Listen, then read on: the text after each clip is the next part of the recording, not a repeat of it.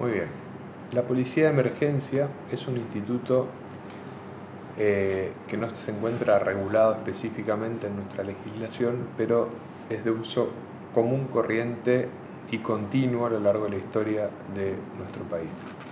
La emergencia debe ser definida como un hecho extraordinario que gravita sobre el orden económico, social o político, generando escasez, pobreza,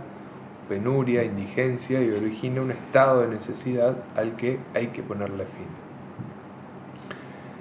El poder de policía de emergencia reside, como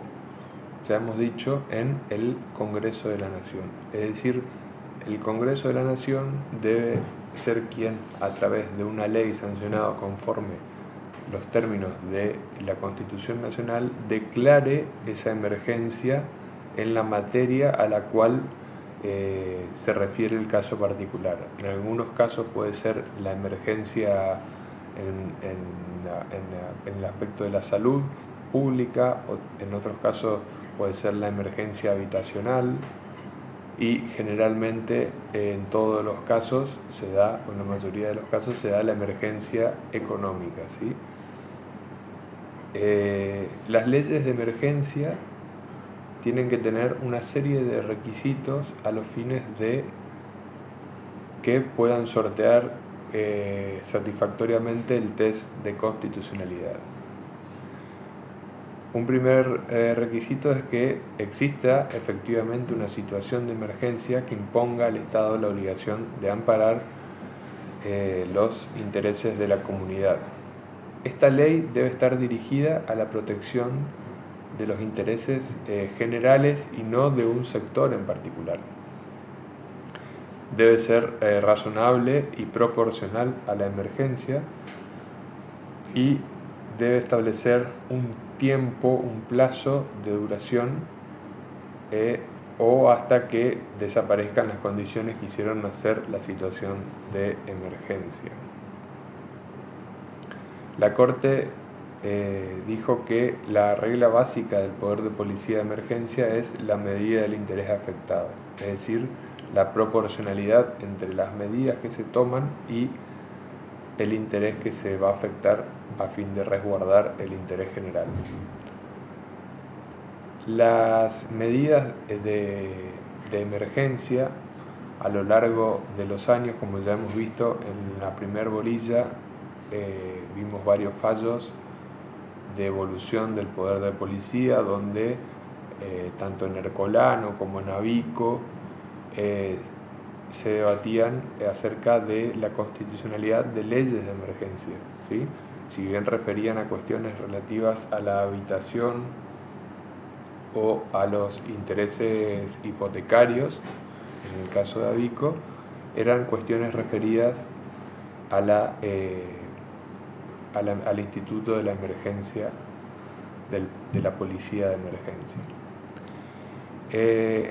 Siguiendo con esta evolución que habíamos comenzado en la bolilla anterior, en el año 90 la Corte se pronuncia en el fallo Peralta, donde se discutía la constitucionalidad del decreto 3690, por el cual el Estado Nacional había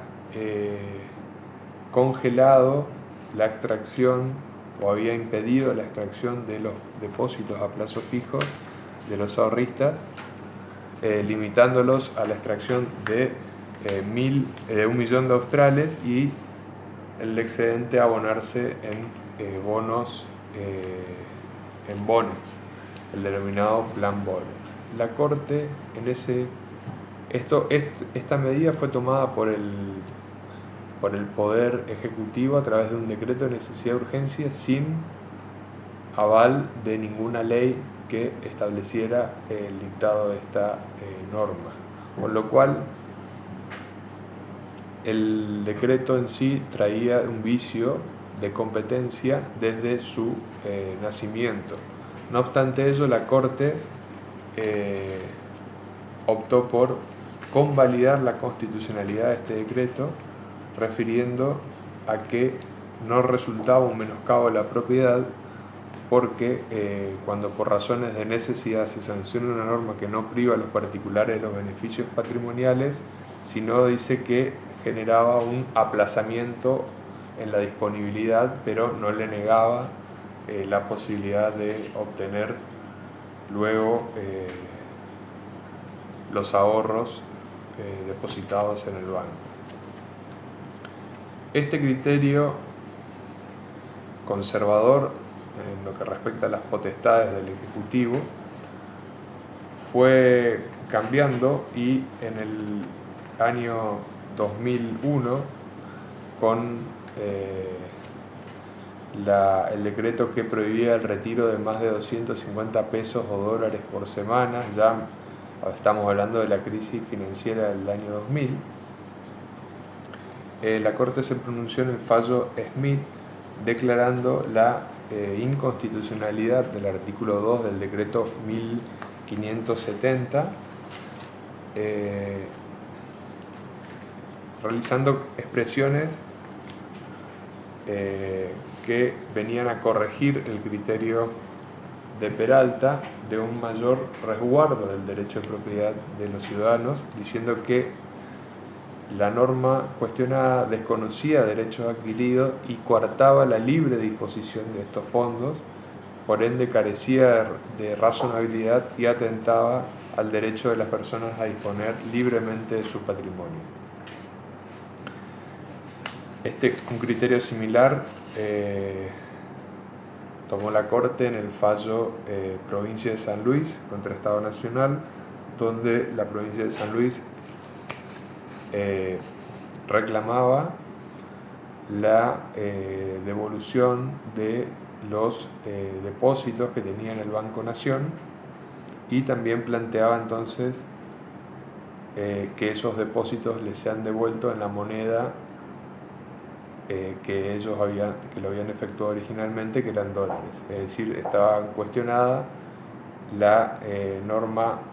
que especificaba estos depósitos de $1 a $1.40. Es decir, si uno tenía depositado $1.000, el Estado lo convertía a razón de $1, $1.40,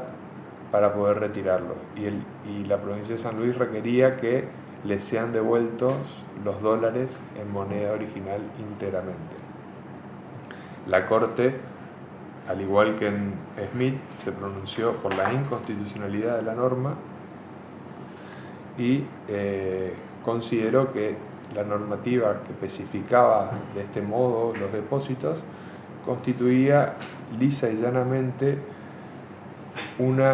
atropello a la garantía de propiedad y a la seguridad jurídica del Estado. Este criterio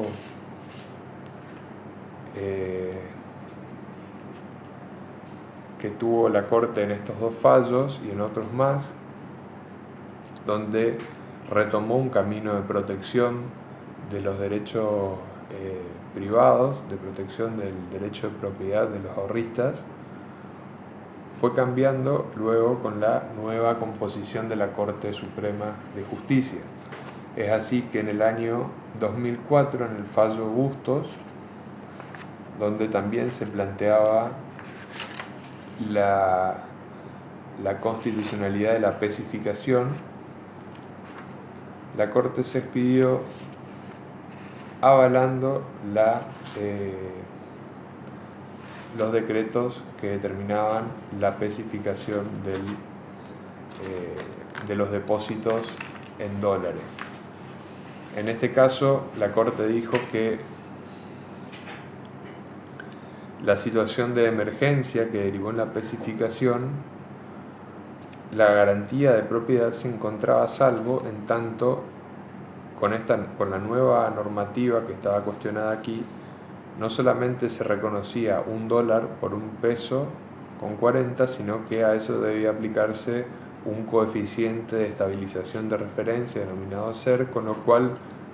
el valor del depósito en pesos se equiparaba a lo que valía el dólar en el mercado en ese momento, con lo cual dice, no se observaba, no se advertía una evidente afectación del derecho de propiedad y a su vez se pronunciaba acerca de que en la crisis del 2001 nadie salió indemne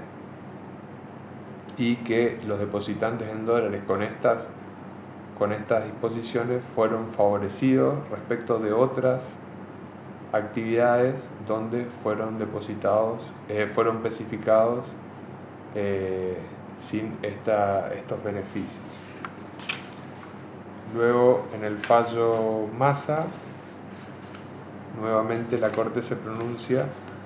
acerca de la especificación del dólar a $1.40 ajustado por ser, y consagra nuevamente la constitucionalidad de esta normativa con el agregado de el pago de un 4% anual de interés a fin de compensar la indisponibilidad del dinero durante ese tiempo. Es decir, que la Corte ha tenido avances y retrocesos en lo que refiere a la protección del derecho de propiedad, pero lo que uno puede advertir es que siempre la Corte tiene en principio una postura en estas cuestiones económicas alineada con las decisiones que va tomando el Ejecutivo. En un fallo más nuevo, Gali, también la Corte se pronunció acerca de la constitucionalidad de la especificación de títulos públicos que un acreedor del Estado había adquirido en dólares y que quería cobrarlos en dólares. También se pronunció acerca de la constitucionalidad de esa especificación. Con lo cual, este tipo de decisiones claramente abren un signo de interrogación acerca de la seguridad jurídica que tienen los inversores y quienes prestan dinero